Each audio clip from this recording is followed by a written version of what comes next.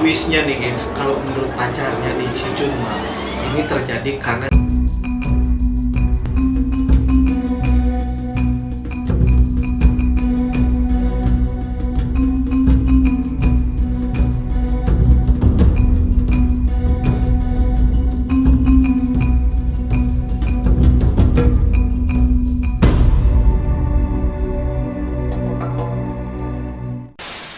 Assalamualaikum warahmatullahi wabarakatuh gengs. Balik lagi di channel kesayangan kalian, Akhilas Room.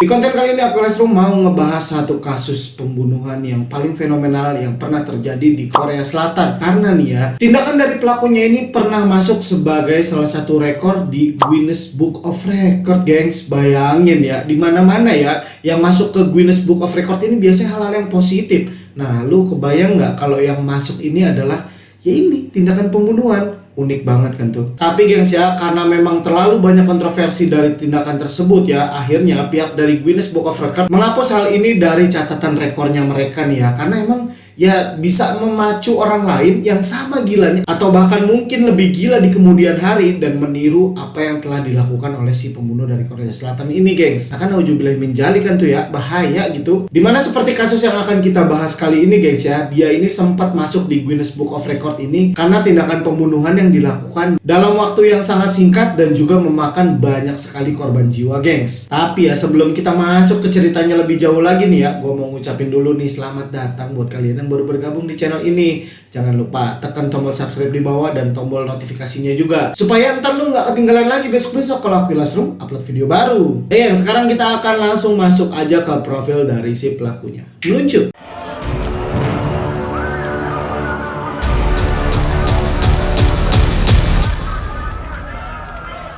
Woo Bum Kun. Aduh, namanya susah ya, mohon maaf nih ya buat para pecinta K-drama, K-pop ya. Gue emang kagak pasti kalau ngucapin nama-nama orang Korea, susah banget, mohon maaf nih. Woo Bum ini ya lahir pada tanggal 24 Februari 1955. Anak ketiga dari 4 bersaudara yang semuanya laki-laki gengs. Jadi orang ini lahir dari keluarga yang sederhana, di mana bapaknya dia ini diketahui sebagai seorang polisi. Woo Bum juga dikenal sebagai pribadi yang cukup baik-baik aja selama masa kecilnya. Sekolahnya ya normal-normal aja kayak anak pada umumnya di Korea Selatan. Lumayan gitu ya, dibilang pinter banget sih enggak, tapi ya enggak bodoh-bodoh juga. Nah tapi gengs ya, hal ini berubah semenjak negara api menyerang. Bukan salah. Sikapnya si Woo Bum ini berubah 180 derajat ketika dia mulai lulus dari SMP-nya dan dia masuk ke SMA-nya nih. Karena di masa inilah ayah dari Woo Bum meninggal dunia dikarenakan penyakit kanker usus yang dideritanya. Menurut keterangan dari beberapa temannya Woo Bum nih ya, sampai sempat menduduki peringkat 63 dari 65 siswa. Bahkan ya, dalam satu semester si Woo Bum pernah sampai bolos 28 hari berturut-turut gengs. Lah kalau kayak kita di sini mah ya, 2 hari kagak sekolah aja emak kita udah nyatronin semua rental PS yang ada di sekitaran rumah kita itu. Minat belajar dari Woo Bum juga sangat-sangat turun drastis gengs ya, dimana tadinya dia nih masih suka baca buku, masih suka kayak ngerjain PR. Ini bener-bener dia SMA nggak pernah ngerjain PR,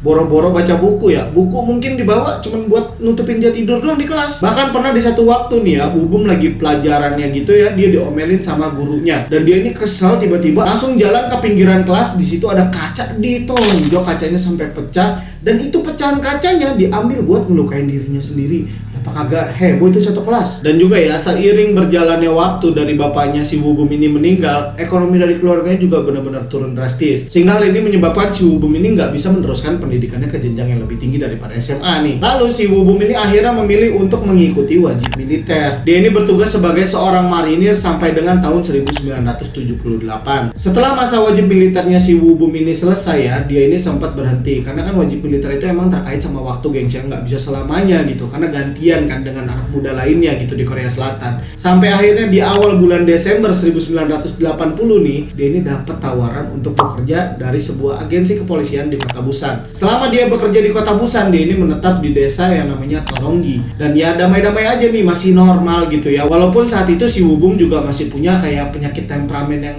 turun naik gitu, moody banget orangnya. Nah habis itu ya, dia ini mendapat lagi pekerjaan di kota Seoul. Dan luar biasanya si Woo Bum ini berhasil menjadi salah satu anggota anggota di istana kepresidenan. Tepatnya dia ini jadi kayak tim pengamanan presiden lah. Kalau di sini mah kayak pas pampres gitu ya. Dan dia ini sempat menduduki jabatan pas pampres itu selama 1 tahun, gengs. Ya mungkin ada hal tertentu yang akhirnya membuat ini dicopot lagi nih dari jabatan pas pampresnya. Setelah dia dicopot dari jabatan pas pampresnya ya, dia ini langsung kayak dikirim ke sebuah daerah namanya Wiryonggun. Dan dia jalanin tuh bulan pertama, bulan kedua. Nah di bulan kedua ini nih, akhirnya dia ketemu sama seorang gadis yang bikin dia kesemsem gitu. Namanya Chun Mal-sun. Ya kita sebut aja Chun Mal gitu ya. Dan saat itu si Woo-bum ini nggak pakai tedeng aling-aling. Langsung itu begitu dia bilang dia suka nih, dia langsung ngajak si Chun Mal ini untuk tinggal bersama dia di sebuah rumah kontrakan gitu ya. Nah ibaratnya diajak kumpul kebo gitu. Tapi ajakannya si Woo-bum ini kepada Chun Mal ya awalnya ditolak oleh pihak keluarganya Chun Mal nih. Belum nikah langsung diajak tinggal bareng gitu, ibaratnya kumpul kebo gitu ya. Nggak boleh lah, gimana nanti kata tetangga. Dia ini langsung berani ngomong ke orang tuanya si Chun Mal, saya tuh nggak cuman mau ngajak dia pacaran dan tinggal bareng aja kok, saya ini serius. Tapi dengan kondisi saya yang sekarang, saya belum mampu dikarenakan kemampuan finansial saya yang memang belum settle. Dia bilang kayak gitu. Akhirnya diizinin dong coy. Singkat cerita, akhirnya si Woo-bum ini tinggallah bersama si Chun Mal. Nah setelah dia tinggal sama si Chun Mal ini gengs ya, tragedinya harus terjadi. Ya sekarang kita akan ngebahas ke kronologi ceritanya gengs. Meluncur.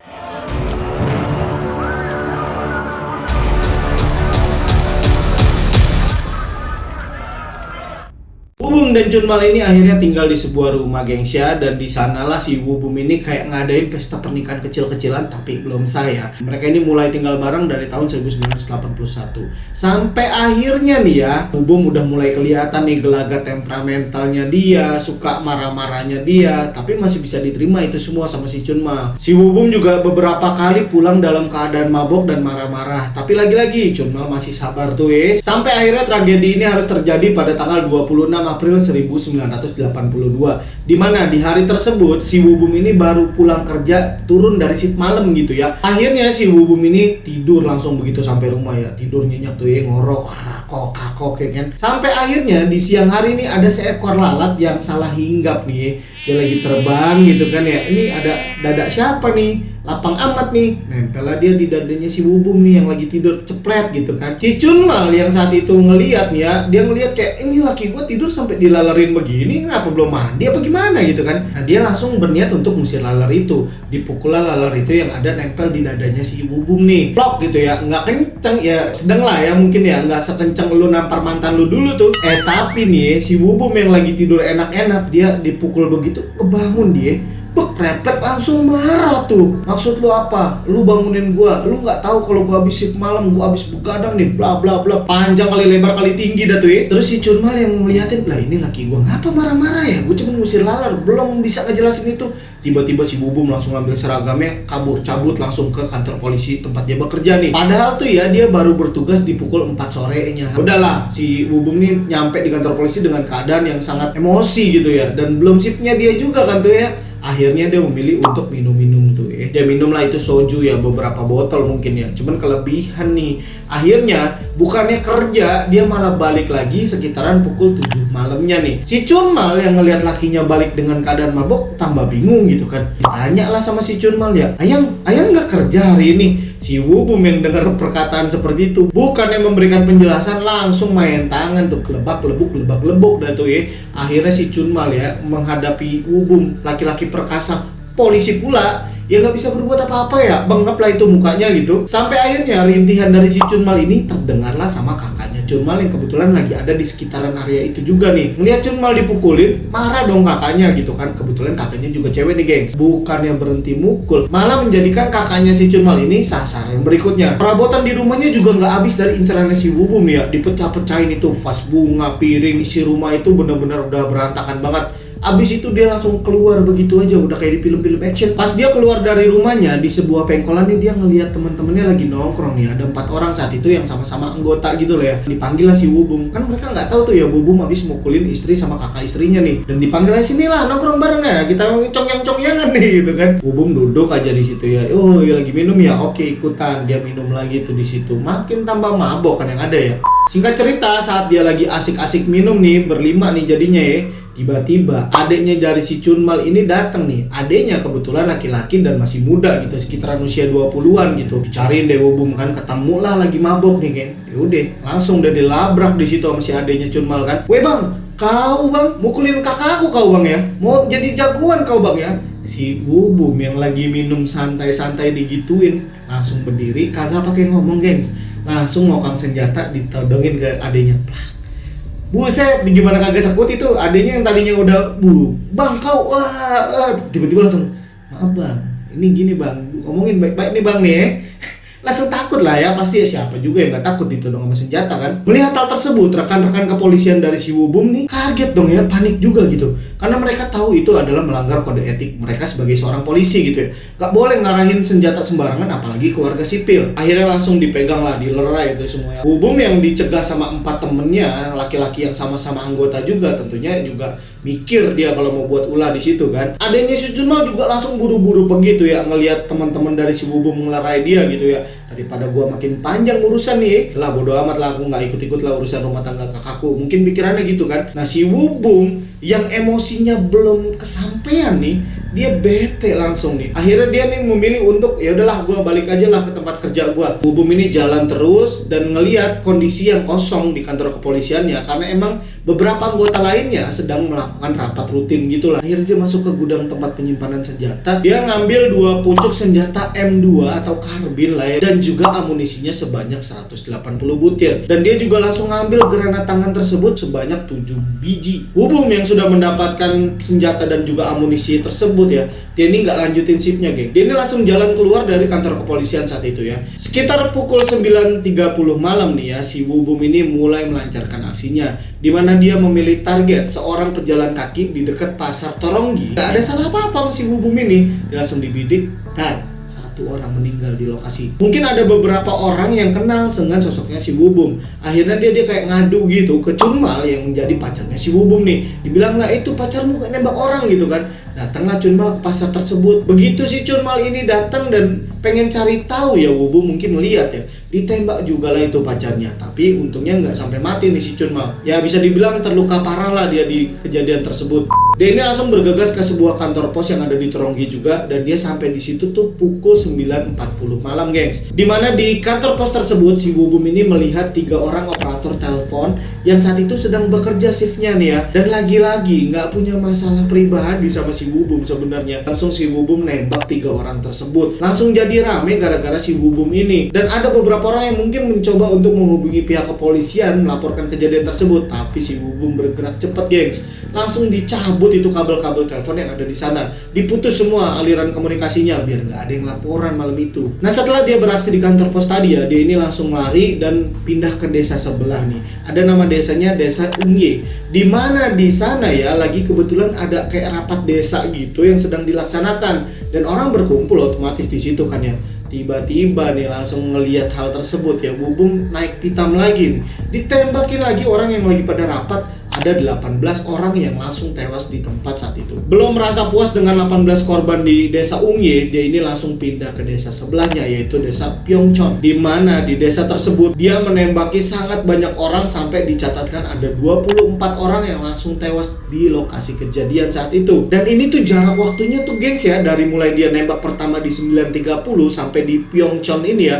Ini jaraknya 10 menitan gitu loh. Bener-bener singkat banget, tapi udah banyak banget orang yang jadi korban. Salah satu yang jadi korbannya dia ini di Pyeongchon nih ya, dia ketemu sama seorang remaja usianya 16 tahun. Dia langsung bilang sama si bocah tersebut ya, "Cok, beliin gua minum cok, nih dikasih duitnya." Dikasih nih. Dan si bocah tersebut nurut aja karena ngelihat si Wubum ini pakai seragam polisi kan ya. "Ya om, saya beliin om." Jalanlah tuh bocah ke warung. Setelah membelikan minuman yang diminta sama si Wubum nih ya, dikasihin minumannya, bukan bilang terima kasih, langsung ditembak itu bocah 16 tahun, tewas di lokasi. Pihak keluarganya dengar ada tembakan langsung ngejerit dong ya, otomatis kenapa itu gitu kan. Masuklah dia langsung ke rumah si remaja 16 tahun yang udah ditembak duluan tuh ya. Ditembakin juga keluarganya, mati semua gengs. Gak cukup sampai di situ aja gengs ya, karena emang dia bener-bener milih korbannya ini random banget, nggak ada motif, bukan cuma bocah, semua pokoknya yang dia temuin ya. Dan gilanya si Wubum ini waktu menjalani aksinya emang kebetulan dia lagi pakai seragam polisinya dia gitu kan ya. Hal inilah yang mungkin diduga kenapa banyak orang yang mau bukain pintu, karena emang si Wubum ini ya sempet datengin beberapa rumah random nih diketokin rumahnya. Lalu orangnya bukain pintu, ditembak mati. Dar. Ada berapa orang yang di dalam situ dibunuh semua. Dan karena emang mereka tuh sebenarnya udah pada ngumpet di dalam rumah karena dengar suara tembakan berkali-kali di daerah mereka nih. Karena mereka ini ngelihat dari jendela, yang dilihat adalah si Wubum, yang which is dia pakai seragam polisi dan bawa senjata. Pikiran mereka malah aman dong kalau gua bukain pintu buat polisi, pasti polisi mau ngamanin mereka. Tahunya gengs ya, langsung ngejong dibuka pintu, tembak. Wah kan kacau ya. Jadi begitulah kira-kira kenapa si Wubum ini bisa dengan seenak jidatnya ngetokin pintu rumah orang dan dibukain pintu, geng. Pihak kepolisian dari Korea Selatan juga langsung bergerak sangat cepat nih ya. Tapi kan lu inget ya, si Wubum ini nggak cuma diem di satu lokasi, gengs. Masalahnya dia ini mobile gitu ya, jalan ke sono, jalan kemari, nggak ada yang bisa prediksi. Cuma si Wubum sama Tuhan yang tahu dia mau kemana kan. Dia ini tahu banget gimana cara polisi ini bekerja gitu, menyusur dari mana dia tahu, sehingga dia bisa menghindari hal tersebut ya dengan cara ngetokin rumah-rumah tadi gue bilang ya, dimana dia habis bunuh dia diem dulu di situ sampai akhirnya 8 jam setelah dari si Wubum nembak korban pertamanya nih ya, udah masuk ke tanggal 27 April berarti itu kan ya, si Wubum ini masuk ke sebuah rumah milik seorang petani namanya Su In Su atau Su In lah ya. Dia ngelihat dari jendela ada polisi di depan rumahnya, dia bukain pintu dong. Bukan dengan tindakan yang sopan, si Wubum ini langsung maksa masuk ke dalam rumahnya si Su In ini. Ketika buka pintu, kalau yang lain kan langsung ditembak, Su In kagak, gengs. Karena saat itu si Wubum ini tahu dia lagi dikejar dan udah deket nih posisinya. Kalau dia tembak, pasti ada suara tembakannya dan polisi jadi tahu nih lokasi tempat si Wubum ini bersembunyi gitu. Jadi dia nggak nembak tuh, langsung dikekepin aja gitu, masuk rumah disandra. Su In di dalam rumahnya ada 5 orang anggota keluarganya, gengs. Nggak ada yang berani ngelawan si Wubum ya. Diamlah mereka semua, ada apa nih? Polisi yang sudah melakukan penyisiran sudah mengetahui di mana lokasinya si Wubum nih, nyamperin rumahnya Su In, gengs ya. Wubum yang merasa sudah sangat terdesak kondisinya, nekat, gengs. Dia nih udah ngumpulin orang nih 5 orang ya. Dia kan tadi gue bilang ya, ngambil granat 7 biji nih. Dibuka itu salah satu granatnya, aduh mohon maaf nih gengs ya, dibuka ceplet. Dia bunuh diri di situ, gengs. Ada 5 orang anggota keluarganya di situ. Tapi untungnya ya, si Su In yang pertama kali bukain pintu buat si Wubum, ini dia berhasil selamat, gengs. Sementara si Wubum meninggal di lokasi kejadian, gengs, karena tubuhnya ini masih megang beberapa granat lainnya yang akhirnya ikutan meledak ketika granat pertama dia ledakan, gengs. Nah, setelah si Wubum ini meledakkan dirinya bersama anggota keluarganya Su In ini ya, akhirnya berakhir pula lah teror yang terjadi di sekitaran Seoul saat itu. Habis itu kan pasti ya dilakukanlah pendataan sama pihak kepolisian di kota Seoul. Cuma 8 jam. Lu tau, gengs, ada berapa korban jiwanya? Korban jiwa yang langsung meninggal di lokasi kejadian saat ditembak sama si Wubum itu ada 57 orang. Dan korban yang meninggal setelah mendapatkan perawatan medis di rumah sakit setempat ya di kota Seoul ada 5 orang nih. Jadi tambah 57 yang pertama udah 62 orang. Dan termasuk juga satu korban tambahan, yaitu si Wubum sendiri yang melakukan tindakan bunuh diri dengan meledakkan granat yang dia bawa, guys ya. Jadi total yang meninggal ada 63 orang. Dan ada juga orang-orang yang terluka parah, ringan, ataupun benar-benar kritis. Itu sebanyak 33 orang, termasuk pacarnya si Wubum, yaitu si Chunmal, dan juga yang terakhir jadi korban penyekapannya si Wubum, yaitu Su In. Ini, gengs ya, plot twistnya nih, gengs. Ini cuman didapetin sama orang-orang yang nonton video gue sampai habis, karena belum pernah ada yang bahas nih sebelumnya nih. Kalau menurut pacarnya nih, si Chunmal, ini terjadi karena si Wubum ini benci banget sama society, sama masyarakat sekitaran dia. Karena kan emang mereka kumpul kebo nih, gengs ya. Dan si Wubum ini kesel sama warga-warga sekitaran Seoul ini karena banyak banget yang nanyain ke dia, kapan sih lu mau nikahin si Chunmal? Kapan ya lu nikahin Chunmal? Kapan nikah lu? Nah, lu kapan nikah? Ya gitu dah pokoknya ya, terus-terusan itu ditanyain tiap hari sama si Wubum, sehingga si Wubum nih muak banget. Nah, ini kayaknya buat lu pada nih, bye-bye. Jangan kebanyakan nanya kapan nikah mulu lu ya. Lu kan gak pernah tahu isi hati seseorang. Jangan-jangan dari pertanyaan yang lu anggap sepele tadi, orang ini merasa tersakiti dan idih nauzubillah min dzalik kalau jadi kayak Wubum jilid tua. Nah tapi gengs ya, ada salah satu hal yang bikin gue salut dari Korea Selatan ya. Terus terang aja ya, karena dari kejadiannya si Wubum ini ya, beberapa orang ini sampai dikenakan hukuman ya. Salah satunya adalah kepala kepolisian setempat, yaitu di kota Seoul. Ya kalau di sini mungkin selevel Kapolda gitu ya, ini langsung dibebas tugaskan, dipecat lah. Dan 4 orang polisi yang ketahuan di awal mabok barengan sama si Wubum nih ya, mereka juga dipecat dengan tidak hormat. Bahkan Kabinet Nasional Korea Selatan saat itu ikut berguncang dengan kasusnya si Wubum, di mana Menteri Dalam Negeri Korea Selatan saat itu, yaitu Su Chang-hwa, ini langsung resign, ngundurin diri karena merasa malu dan lalai dalam tugasnya dia mengawal ketertiban dan ketenangan di masyarakat. Dan nggak cukup sampai di situ. Kalau tadi Kapoldanya si Sul ini dipecat, langsung ya Kapolrinya nih kalau di Indonesia mungkin ya, Kepala Kepolisian Nasional lah di Korea Selatan, mengundurkan diri juga langsung ya. Dia merasa malu karena gagal mendisiplinkan anggotanya dia. Karena mau gimana pun ya, status kepolisian yang menempel pada dirinya Wubum ini nggak bisa dihapus. Nah kalau di mari nih ya, mohon maaf nih, di negeriku tercinta Indonesia ya, masih banyak pemangku jabatan yang udah jelas-jelas korupsi, yang terjadi kekacau balauan di negeri gitu ya. Boro-boro mau turun lah, orang disuruh turun aja dia pegangan kursi, kagak mau turun dari kursi jabatannya. Udah gitu kalau ditangkap basah kesorot media, bukannya malu, dia malah dada-dada. Udah kayak Miss Universe kelakuannya. Oke gengs, gue mau ngucapin banyak terima kasih buat kalian yang udah nonton video gue dari awal sampai akhir. Dan buat kalian nih yang belum subscribe juga Aquilas Room sampai di menit ini nih ya, lo kebangetan gengs ya. Jangan sampai gue ntar jadi Wubum jilid 2 nih. Gak bercanda. Ya, pokoknya subscribe gengs ya, gratis. Dan jangan lupa juga tekan tombol notifikasinya. Dan buat kalian yang mau request dan apa yang mau dibahas di Aquilas Room ntarnya gitu ya, lo boleh banget tulis di kolom komentar Aquilas Room di bawah. Atau lo boleh juga nih main ke Instagram Aquilas Room @aquilas_room. Dan akhir kata dari gua gengs, stay safe and see you on the next video.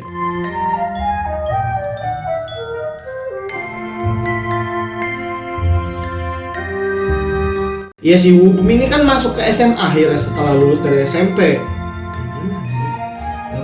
Iya lah,